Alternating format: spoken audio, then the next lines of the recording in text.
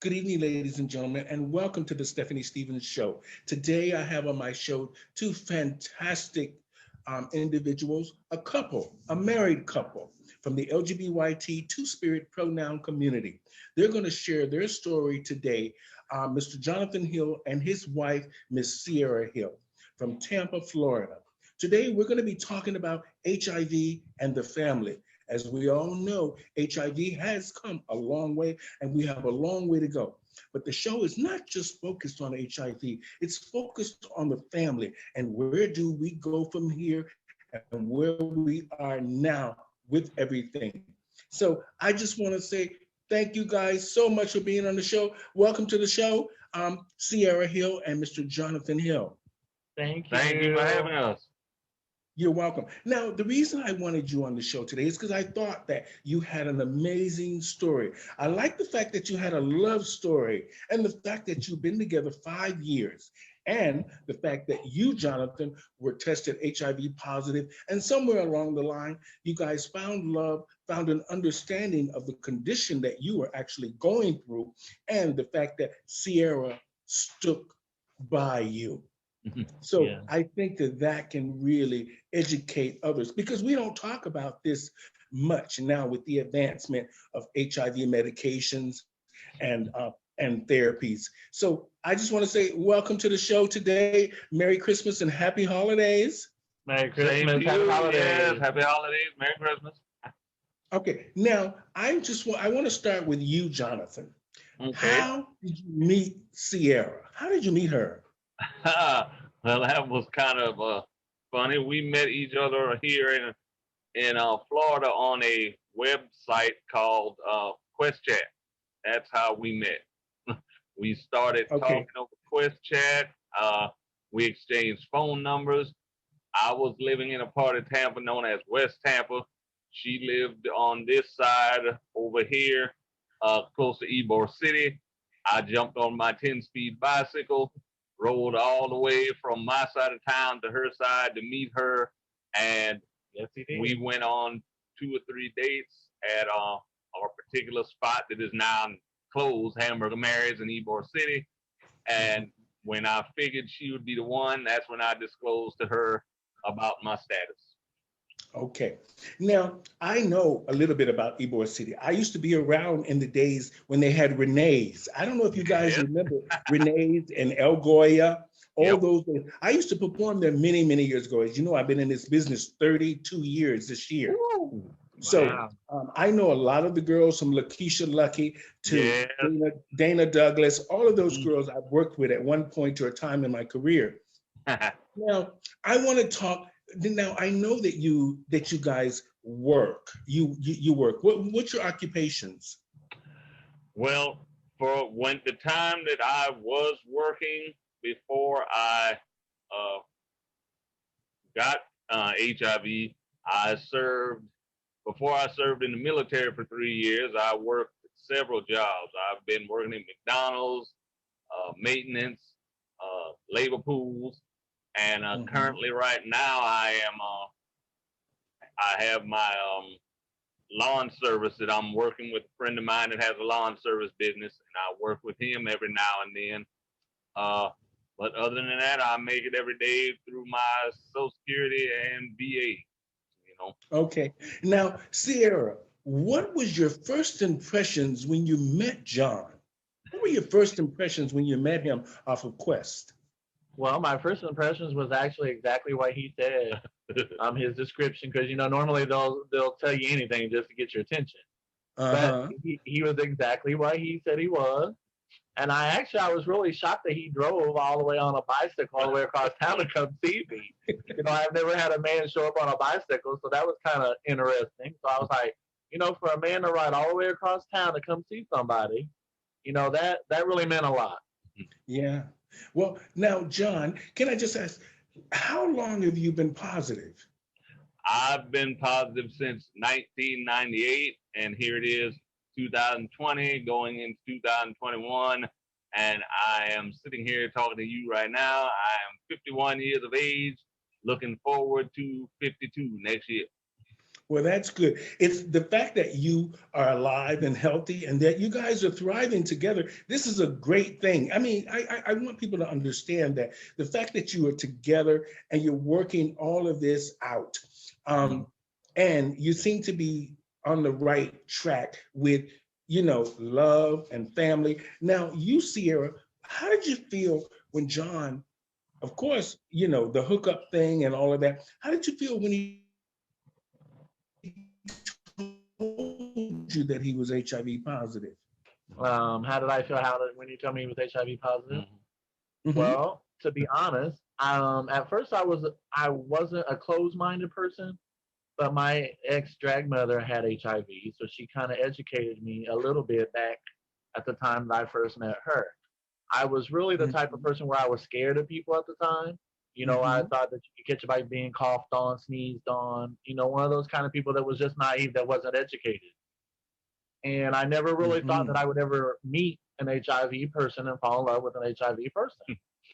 So actually, the first night that he Mhm. he said, "I have something to tell you" at Hamburger Mary's on our first date, I was like, "Uh oh, here we go. He a baby daddy, mama drama, Oh. that kind of thing."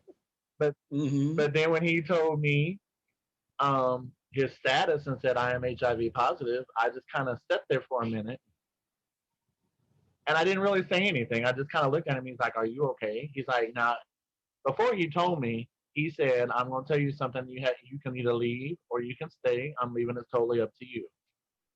So when he Mhm. told me, when I was looking at him, I just kind of got quiet because I wasn't expecting that to come out of his mouth. And Mhm. I just kind of looked at him and said, "Well, okay, that you guys deserve love too. Okay." And I basically just acted like it was no big deal. Okay. Now, I'm going to ask you something more on a personal level. You don't have to answer this, but from the way you're talking, the apprehension of your story is very interesting because most people would like to know when you were going to have your first night together, whether you were just hooking up or you were thinking about a relationship, were you apprehensive about having sex with a person you knew was HIV positive? And mainly from what you had seen from your friend who was positive and what she was going through, were you apprehensive about that?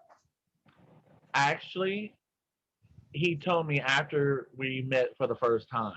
The very next day we went on our dates. I really hadn't thought about, the sex part until after he had told me. And then even really after he told me, I was kind of like, I wasn't really scared like I thought I would be Mm-hmm. because I had already heard that it's not a death sentence anymore. You can live with it now. So I was starting to learn in the process at the time he had already told me. I didn't know very much at the time, but I was in the process of starting to learn. So I wasn't as apprehensive as you said that I thought Mm-hmm. I would be. But like when we first had sex, I was kind of like, "Oh well, should we do this? Should we not do this? Okay, remember we got to do this, we got to do that." So I mean, Uh-huh. it it really didn't scare me that much because I was starting to learn. So I already knew that you couldn't catch it by kissing them or hugging them or I was Mm-hmm. learning the ways of how you could contact it, and I wasn't as scared back then. Okay. Now, now, sometimes when you think about these situations, you being a trans woman and your husband, because women are very suspect of men in general. I commend you, Jonathan, for actually telling her. You were very brave for doing that, and it was great that you did it right from the get-go. This Right. so she could make up her own mind whether or not she wanted to be with you as an individual with what you were going through, because that is a lot. When you think about it, it's almost like saying baby mama drama. If you're going out and with somebody that is married or was married or in a relationship and they have a child and you end up falling in love with them, here comes the drama. And HIV is just as concerning as that. Now, I like the fact that you supported him. I like the fact that you were aware, let's take precautions. yeah, I kind of like you. I'm kind of nervous, and we're gonna walk through this. That's amazing. Now we don't hear a lot of that from younger people today. It's great that I'm sitting here talking to two individuals that are mature enough so we can help educate the young children that they need to use condoms and protections, and they need Yeah. to talk to each other about what they're going through, whether it's mental illness or whether it's HIV or whatever the situation is. So this way we all know how to handle the situation we're getting into. I Right. like the fact that, Jonathan, you were brave enough to do that. And I take my wig off to you for that. I take my wig off to you for that. Now, Okay. so after 5 years of being together, are you guys happy? I would say that, in our relationship, yes, we are happy. Now if I was to sit here and tell you that all these 5 years was rainbows and sunshine, I would be telling you a lie. Right. Because all relationships, friendships, marriage, dating, everybody gonna go through something. And if that relationship, if you ask them if they're going through something and they tell you that they're not, the advice we were given when we first got married, and it was given to us by someone older than us, longer relationship, that if somebody tells y'all a relationship is perfect, you'll run away from them because they're telling you a fib, they're telling you a lie. And that's how I felt about uh, sharing my status with Sierra, because we talked about that in one of my groups today about disclosure. And to me, I felt as though if I go out and have sex with anyone without revealing, even though it's a one night stand or whatever, I'm putting that person's life in jeopardy.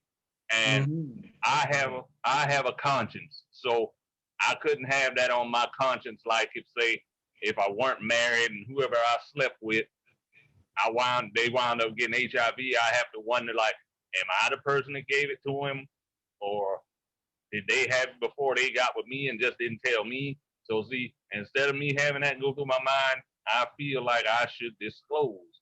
And Sierra and I, we're both advocates. We talk to the young people.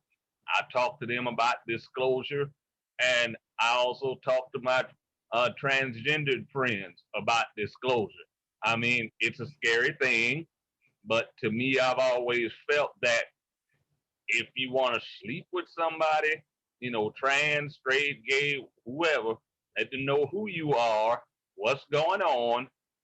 Because as I talk to you, I'm tired of seeing all of our trans women of color and Latino or trans women of any background being murdered because one, they either won't reveal, or two, the person that they're with finds out on their own and gets angry. And so that's why I always feel to disclose is sometimes the best, uh, your best form of getting it through.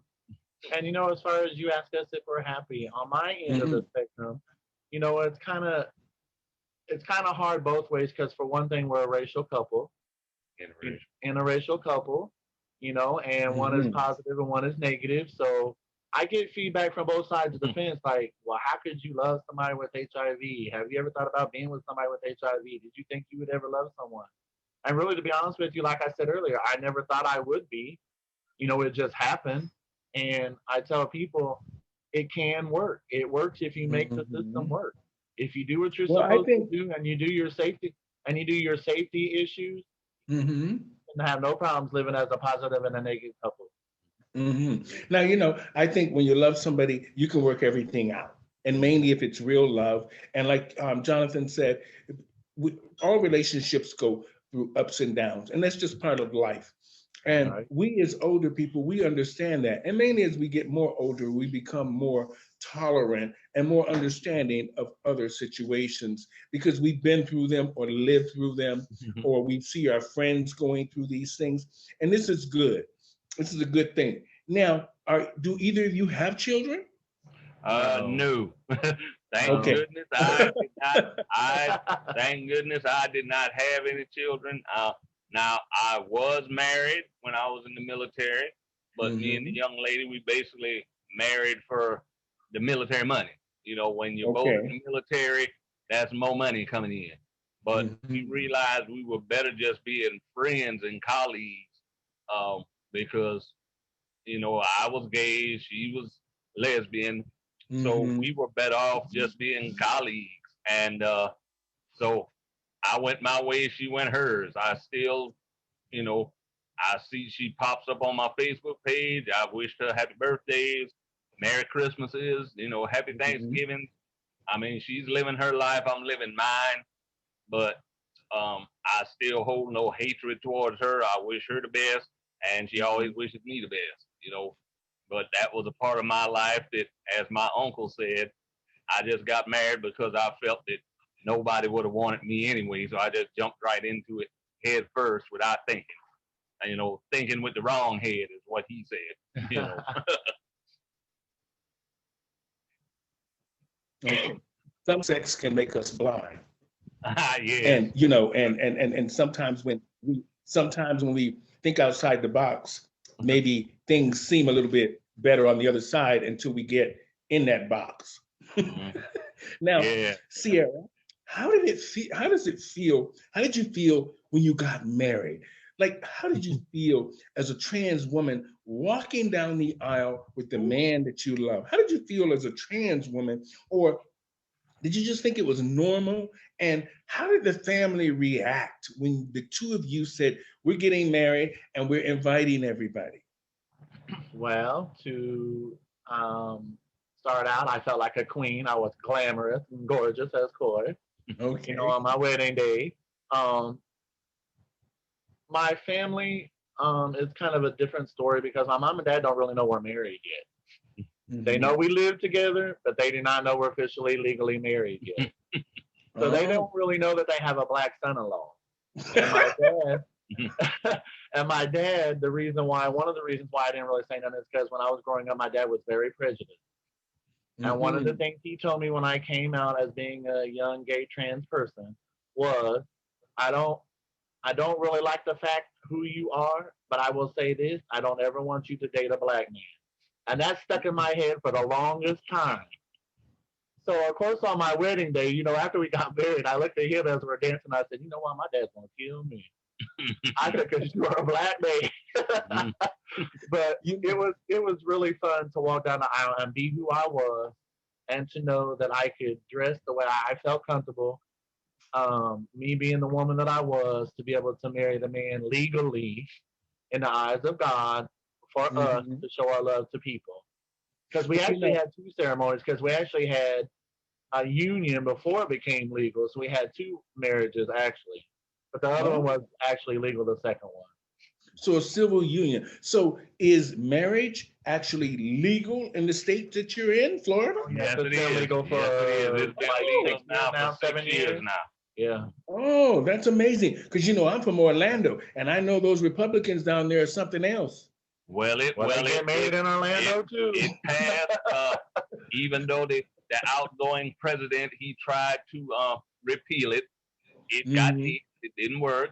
So we're still legally able to get married. And as far as my family goes, my main supporter that I would have loved to be there was my mother, which passed in 19.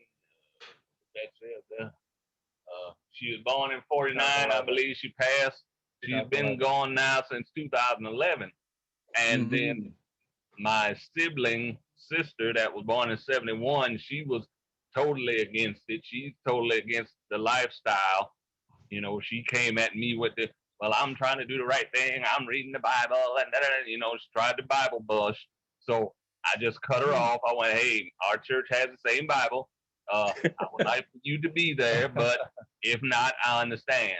But when we married the first time, the civil union, she was still alive, wasn't she? She was still alive for the civil union, but when we did the second one, she had passed.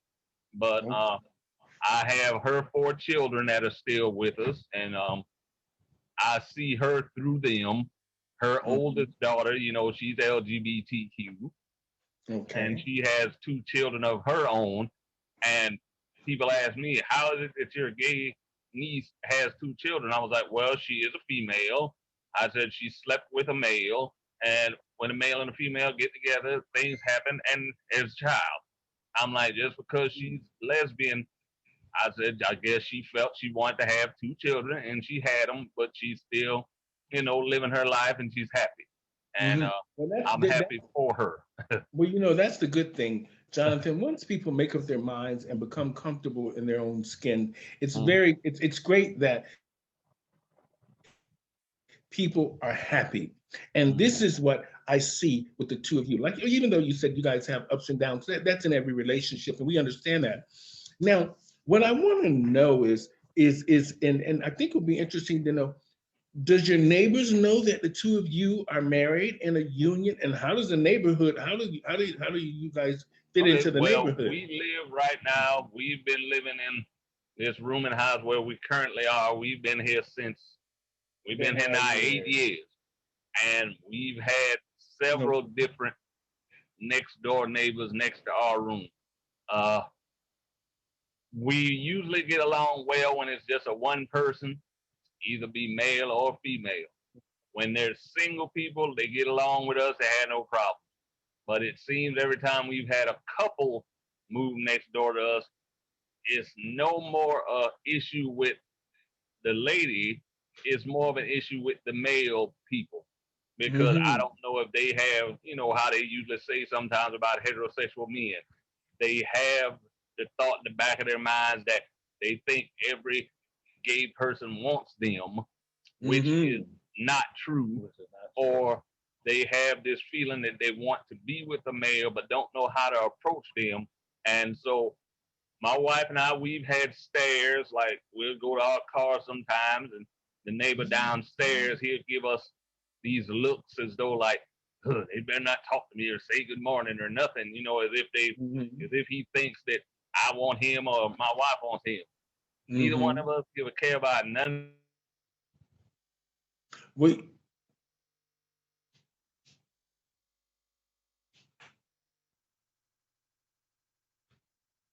I know.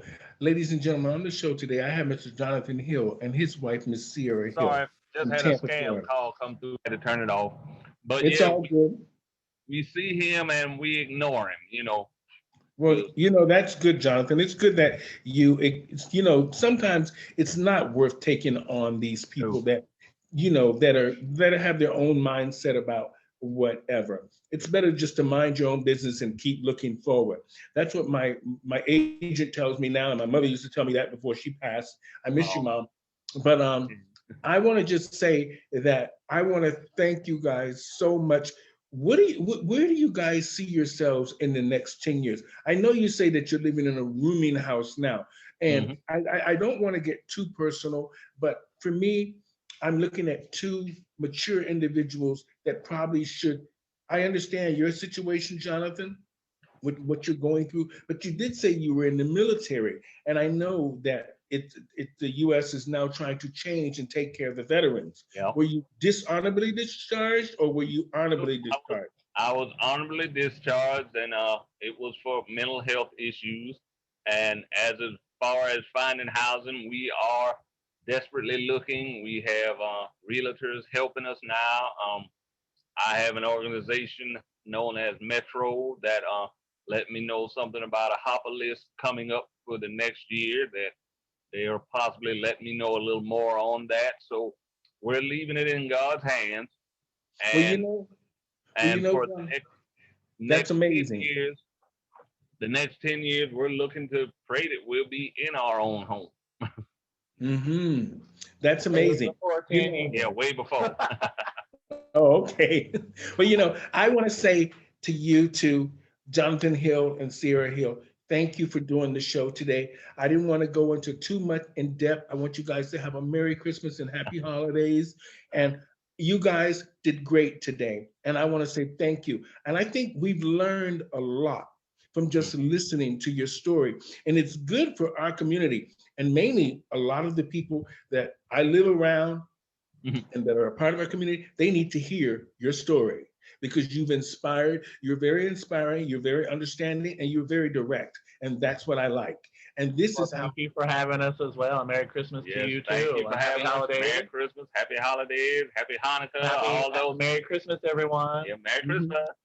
So I just in closing, I'm going to say this, ladies and gentlemen, on the show today, I had Mr. Jonathan Hill and Miss Sierra Hill. They're a married couple in Tampa, Florida, and they're now doing great things to help educate others. They're advocates in their hometown of Tampa, and they're reaching out to other individuals to help teach them about what living with HIV and disclosure means, and the fact that they're an interracial couple and they're in love. They want to show, the world that couples do go through ups and downs regardless of whether they're in a same-sex relationship, a civil union, or just a heterosexual relationship, or just the fact that two people love each other and they're in a partnership. So thank you guys so much for being on the show today. And I want to say I take my wig off to you again. And you have a wonderful Christmas, and we will chat again. Thank you. Yes, You too. ma'am. Merry Christmas. Bye, everyone. Bye-bye. Bye-bye. Bye.